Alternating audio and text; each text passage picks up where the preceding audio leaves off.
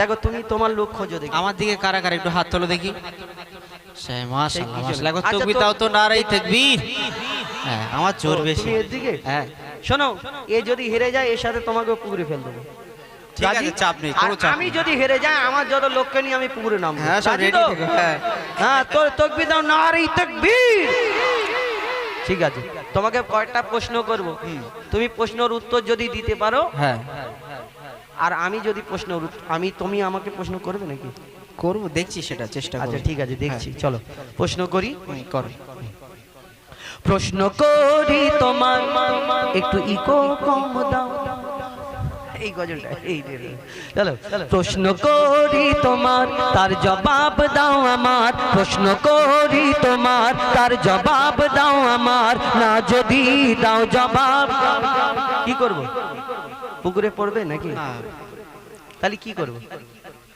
অন্য কিছু করো। ফাইন করব? হ্যাঁ, ফাইন। আচ্ছা ঠিক আছে। হ্যাঁ, অনেক প্রশ্ন টাকা। করি, ওই, টাকার দিকে দেখছো কেন? না টাকাটা সরিয়ে নিয়ে এই লোভ ভালো না। না, না, টাকা রাখো না। কেন? ওই খুচরো পয়সা খুচরো রাখা কোনো যাবে না। রাখো না খুচরো রাখা যাবে না। কিপটে মানুষ। হ্যাঁ আমি কিপটে তো, সে বোঝা যাবে পরে, গাড়িতে উঠলে বোঝা যাবে কে কিপটে। চলো প্রশ্ন করি তোমার, তার জবাব দাও আমার। প্রশ্ন করি তোমার, তার জবাব দাও আমার। না যদি দাও জবাব করব ফাইন তোমার। না যদি দাও জবাব করব ফাইন তোমার। ঠিক আছে, হ্যাঁ তুমি করো। নামাজ পড়ো? হ্যাঁ। কেমন করে পড়ো?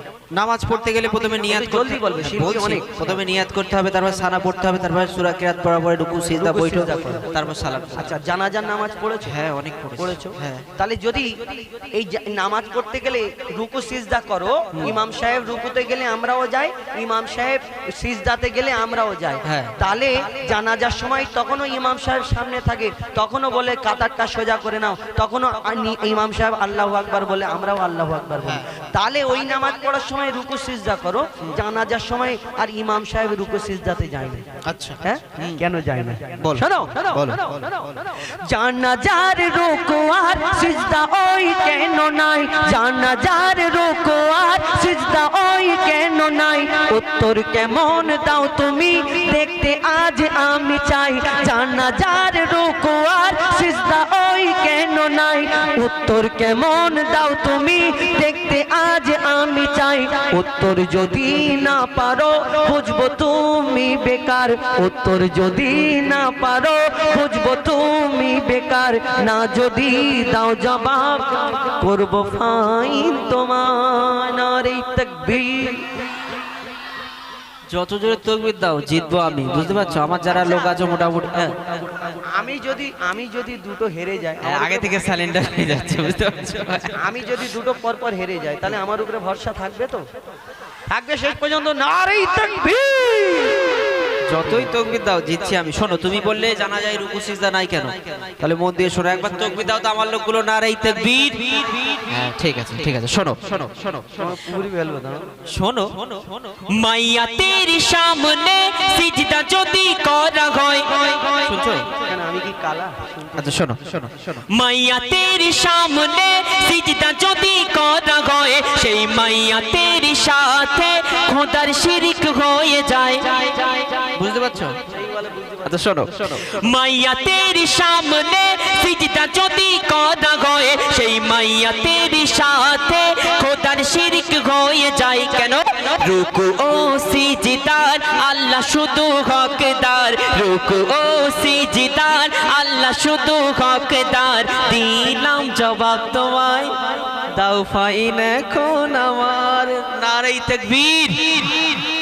আজকে রে মোটামুটি আমি জিতে যাচ্ছি, যতই ঢাকা দাও আমি জিতবো।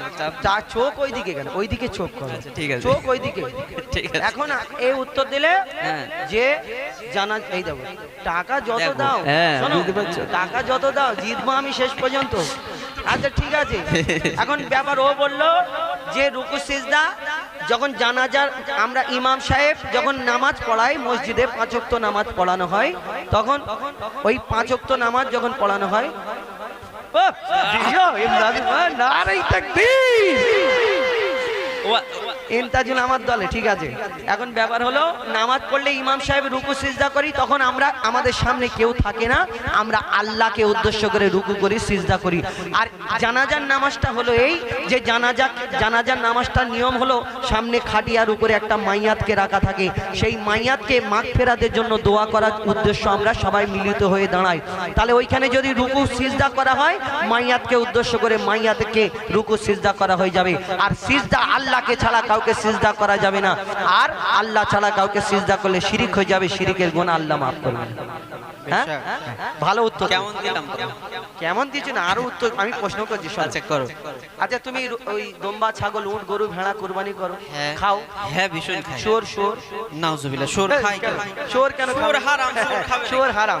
আচ্ছা দাদা বলুন, এই দুম্বা, ছাগল, উট, গরু, ভেড়া এর চারটে পা, দুটো কান, দুটো চোখ, জিভ, মুখ সব একই, তাহলে শুয়োরেরও চারটে পা, দুটো কান, দুটো চোখ, মুখ, জিভ সব একই।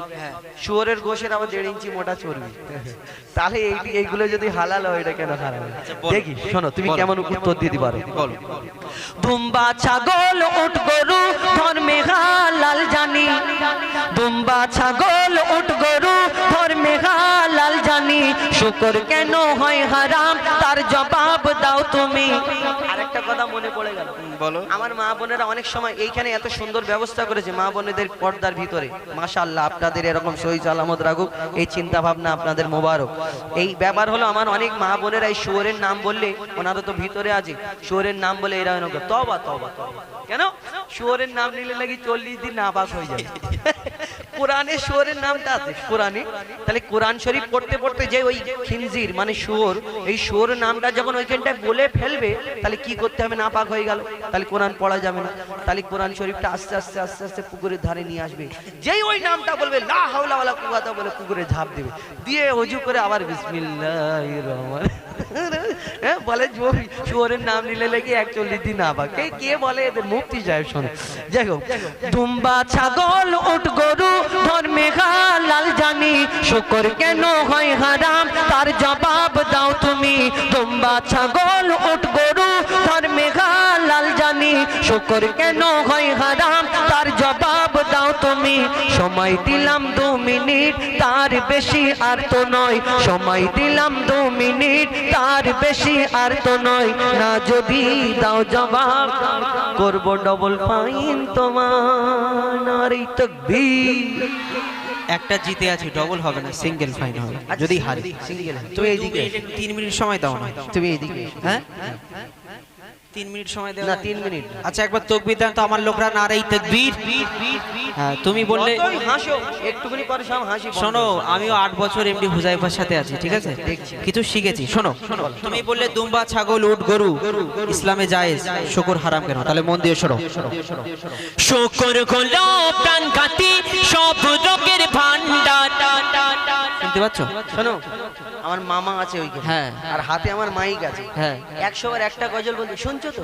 কেন আমি কি কালা মনে হচ্ছে? তুমি যদি মাইক মারো তোমার মামার লস হবে। শোনো, শুকর হলো প্রাণঘাতী সব রোগের ভান্ডার, শুকরের গোশতে তৈরি হয় ক্যান্সার।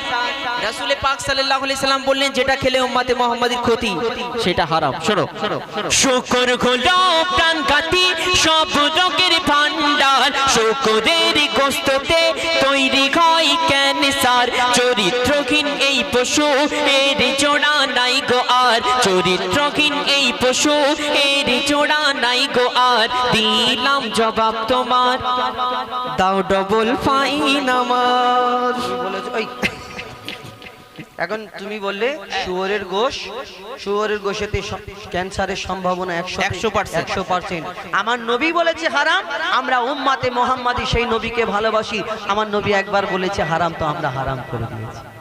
আগে মদ খাওয়া, শরাব খাওয়া চলতো, কিন্তু আমার নবী যখন মুখ থেকে বলে দিয়েছে এই শরাব হারাম, উম্মতে মুহাম্মাদি এটাই তো ভালোবাসা, আমরা হারাম করে দিয়েছি। হ্যাঁ, তা আমার নবী বলেছে শুয়োর হারাম, এই কারণে এতে ক্যান্সারের সম্ভাবনা বেশি, তাই ভালো উত্তর দিয়েছে। আর কিছু আছে? আর কিছু আছে বলতে আমি তোমাকে এবার দুটো একটা প্রশ্ন করবো। দুটো একটা, হ্যাঁ ঠিক আছে করো দেখি। রেডি তো? হ্যাঁ। একদম রেডি। ঠিক আছে, তোমাকে কি শুরু করবো নাকি না ভূমিকা থেকে? আমি তোমাকে কিছু আচ্ছা শোনো। মরা মাছ ইসলামে খাওয়া যে নয় হারাম। মরা মাছ ইসলামে হারাম। এই জন্য বারবার শুনছো তো বলছি তুমি রেগে যাচ্ছ। আমি বললাম মরা মাছ ইসলামে খাওয়া নয় হারাম। নয় হারাম, হ্যাঁ। তাই বলি। মাছ মরে পচে শুকিয়ে শুকটি মাছ দিয়ে বেগুন দিয়ে এনে রান্না করে খেয়ে নিচ্ছে, আর হারাম কি করে হবে বলো? শোনো। মরা মাছ ইসলামে খাওয়া যে নয় হারাম, কিন্তু মরা মুরগি ওই খাওয়া কেন হারাম? কিন্তু মরা মুরগি হারাম কেন? ডেঞ্জার প্রশ্ন করেছো। শোনো প্রশ্নটা মন দিয়ে শোনো।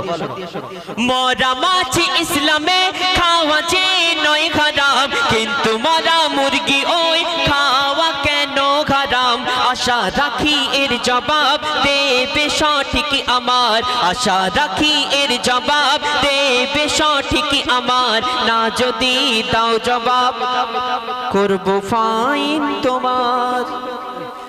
তুমি বললে মরা মাছ ইসলামে খাওয়া যদি জায়েজ হয়, হালাল হয়, মরা মুরগি, আচ্ছা মুরগি জবাই করে দিলে তো মরে জবাই করার আগে যদি মারা যায়, জবাই করে দিলে তো হালাল হয়ে গেল। ও আচ্ছা ঠিক আছে, শোনো তবে একটা কথা বলি, মন দিয়ে শুনবে উত্তর, ফের পরে বলবে বুঝতে পারিনি এরকম বললে হবে। আচ্ছা ঠিক আছে চলো। শোনো ভাই মুরগি ওই যখনই মারা যায়, শোনো ভাই মুরগি। আচ্ছা আরেকটা জিনিস দেখবে, আমরা যখন দেখবে হোটেলে যাই, হোটেলে আমাদের ওই টুপিওয়ালা দাড়িওয়ালা দেখলে কোনো ওয়েটার যদি হিন্দু থাকে, আর আমাদের এরকম করে দেখায় যে হালাল করা, চাচা বা দাদা হালাল করা। কেন? এরা জানে এ মাল মটকানো খায় না, মটকে দিলে খাই না, খাই না। কিন্তু ওই মরা ইমদাদুল উত্তর দিইনি পয়সা দিয়ে শোনো, আমার উত্তরটা প্রথম শোনো। তুমি বললে মরা মাছ যদি হালাল হয়, মরা মুরগি কেন হারাম? ঠিক আছে শোনো। শোনো ভাই মুরগি ওই যখনই মারা যায়, ওর যত রক্ত সব গোস্ত ওই শুষে নেয়, রক্তে থাকে জীবাণু, গোস্ত দূষিত হয়। যদি জবাই করা হয় রক্ত সব বেরিয়ে যায়, রক্ত পান হয় হারাম, এই যে হুকুম খোদার। রক্ত পান হয় হারাম, এই যে হুকুম খোদার। দিলাম জবাব তোমায়, দাও ডবল। কি করবে বলো এখন আমায়? নারে তাকবীর। মোটামুটি 70% আমি বুঝতে পেরেছি। দেখলে একটু বুঝিয়ে বলো। আমি ওকে বললাম যে ভালো করে বোঝো, তার মানে এই মাথা মোটা, হেড়ে মাথা। এক ক্লাসে 5 বছর ছিলাম, হেড়ে মাথা। এখন ব্যাপার হলো মুরগি যখন মুরগি মারা যায়, ওই মুরগির ভিতরে রক্ত চলাচল করে। রক্তটা এই যে মুরগিটা জবাই করে দিই কেন আমরা খাই, মুরগি মেরে দিয়ে খাইনি কেন? এর মধ্যে তফাৎ আছে। মুরগির যে গদ্দানটা মটকে দিলাম, ওর ভিতরে রক্তটা চলাচল যে করে, এই রক্তটা চলাচল যখন সঙ্গে সঙ্গে বন্ধ হয়ে যায়। আর দেখবে ডাক্তারখানায় গেলে আমাদের ওই রেড মিট খেতে বারণ করে, মানে এই লাল রঙের যেগুলো, গরুর মাংস, ছাগলের মাংস, বলে মুরগির মাংসটা একটু খাবে, এতে বেশি ক্ষতি নেই। কেন? মুরগির মাংসটা একদম শুকনো, যাতে সঙ্গে সঙ্গে ওই রক্তটা টেনে নেয়। তাহলে ওই যে মুরগির ভিতরে রক্ত চলাচল করে, মরে যাওয়ার পরে সঙ্গে সঙ্গে যে রক্তটা চলাচল বন্ধ হয়ে গেল, ওই মাংসটা আস্তে আস্তে স্পঞ্জ যেরকম পানিতে দিলে টেনে নেয়, ওই রকম রক্তটা টেনে নেয়। তো সেই মুরগিটাকে খালপোষ করে রান্না করে ভালো করে ধুয়ে যদি রান্না করে খেয়ে নিই, তবু ওই মাংসের ভিতরে রক্তটা ঢুকে গেল, আর সেই মাংসটা খাওয়া আর রক্তটা খাওয়া সমান হয়ে গেল। কেন? আল্লাহ বলেছে আমাদের জন্য রক্ত পান করা যাবে না। মাশাআল্লাহ, বহুত খুব সুন্দর হয়েছে। আর কিছু দেবো? আর কিছু দিতে হবে না। আমি এবার শেষ কোশ্চেন করছি, এটা যদি তুমি উত্তর দিতে পারো তুমি জিতে যাবে। জিতে যাবো? তাহলে তুমি পুকুরে নামবে? না পুকুরে একে খুব ঠান্ডা পড়ছে, আজকে শীতের প্রোটেকশন আনিনি। আচ্ছা ঠিক আছে, তাহলে একটা কাজ করো, তুমি মাপ চাইবে কান ধরে সবার সামনে। মাপ চেয়ে নেবো না, কান ধরে মাপ চাইবে। কান ধরাটা না, আমিও চাইবো, আমি যদি হেরে যাই আমি। আচ্ছা ঠিক আছে, আগে হারি। হ্যাঁ ইনশাআল্লাহ বললাম তো। ঠিক আছে শোনো। তাকবীর দাও, নারে তাকবীর। আমি জিতে যাবো, কান ধরবে। রেডি? আচ্ছা ঠিক আছে, তুমি শোনো, প্রশ্নটা শোনো। কোরআনের কোন সূরায় বলো বিসমিল্লাহ নাই? জিতে গেছি। কোরআনে এই এত সহজ প্রশ্ন বাচ্চাদের প্রশ্ন। আচ্ছা শোনো। কোরআনের কোন সূরায় বলো বিসমিল্লাহ নাই? কেমন তুমি বাহাদুর তার প্রমাণ দেখতে চাই। এখানে কি লেখা আছে? এমডি হুজাইফা সাহেব। আমার নাম এমডি হুজাইফা লেখা আছে। আচ্ছা। তাহলে যদি আমার এরম নাম হতো এনারা লিখতো এমডি বাহাদুর। এমডি বাহাদুর আচ্ছা আমার- বাহাদুর মানে মহান। আচ্ছা ঠিক আছে, আমি আচ্ছা চেঞ্জ করে দিয়েছি। শোনো কোরআনের কোন সূরায় বলো বিসমিল্লাহ নাই, কেমন তুমি ওস্তাদ তার প্রমাণ দেখতে চাই, মনে হয় এর জবাব নাই কাছে গো তোমার, মনে হয় এর জবাব নাই কাছে গো তোমার, না যদি দাও জবাব করব ফাইন তোমার। ফাইনের কথা বলে যাও, কান ধরার জন্য রেডি হও। হ্যাঁ তুমি বললে কোরআনে কোন সূরায় বিসমিল্লাহ নেই, আর এইটা দিতে পারলে আমি জিত, ও বলেছে। ঠিক আছে চলো, তাহলে মন দিয়ে শুনে নাও ছোট ভাই। বলবো? বলো না। আরে তাহলে মন দিয়ে শুনে নাও সালাম ভাই, কোরআনের সূরা তাওবাতে বিসমিল্লাহ না। আর বলে রে, তাহলে মন দিয়ে শুনে নাও ছোট ভাই, কোরআনের সূরা তাওবাতে বিসমিল্লাহ নাই। এবার তুমি হার স্বীকার করো সামনে সবার, এবার তুমি হার স্বীকার করো সামনে সবার, দিলাম জবাব তোমায়, কান ধরার জন্য হও তৈয়ার। নারে তাকবীর। মাশাআল্লাহ, বহুত খুব। না সদবতী না, ও বলেছে হাত জিত আছে না, তুমি তুমি মাপ চাও এবারে। আচ্ছা সদবোধ হয়েছে। না, না, না। আচ্ছা তুমি বলেছো আমি মাপ চাইবো। ঠিক আছে, ভুল হয়ে গেছে না না, আমার। কান ধরো, কান ধরতে না, হবে। কান ধরো তুমি। আচ্ছা ঠিক আছে, ভুল হয়ে গেছে। শোনো, তোমার এই আবুল কালাম এতদিন হেরে হেরে আর এ আবুল সালাম লেগেছে। শোনো, দুই ভাই মিলে একদিন লাগবে ইনশাআল্লাহ। লাগবে? হ্যাঁ। আচ্ছা ঠিক আছে। এখন আমি অনেকটা সময় নিয়ে ফেললাম, কেন ঝগড়া গজলে প্রশ্ন উত্তর গজলে একটু সময় লাগে। তারপরে এখন আমাদের আরাবুল ভাই বসে আছে।